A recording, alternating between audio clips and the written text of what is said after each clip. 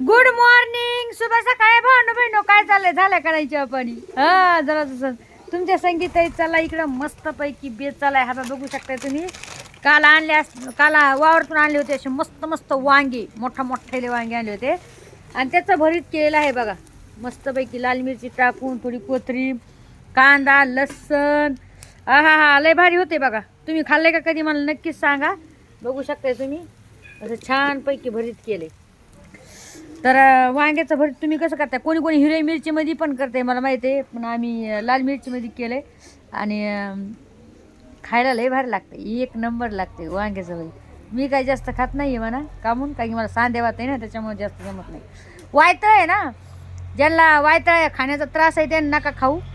तुम्ही म्हणता ना, कारण की मला एका ताईनं कमेंट टाकली की सांगितलं तुम्ही म्हणतात हे खा ते खा, पण जर समजा ज्याला कोणाला त्रास होत असेल तर काय करतं, खाऊ नका.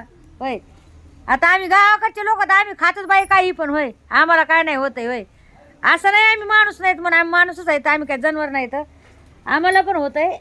आता मला नाही का साध्या वाताचा त्रास, तर मला काही असं जमत नाही वायतळ खायला जास्त, तरी पण खाते मी. कारण की माझी जीभ आहे ना, जे नाही खायचं ते हटकून मागते, त्याच्यामुळं मग मला खावंच लागते. इतका त्रास होतोय ना, इतका त्रास होतोय ना, तरी पण मी खाते. खाते म्हणजे खाते.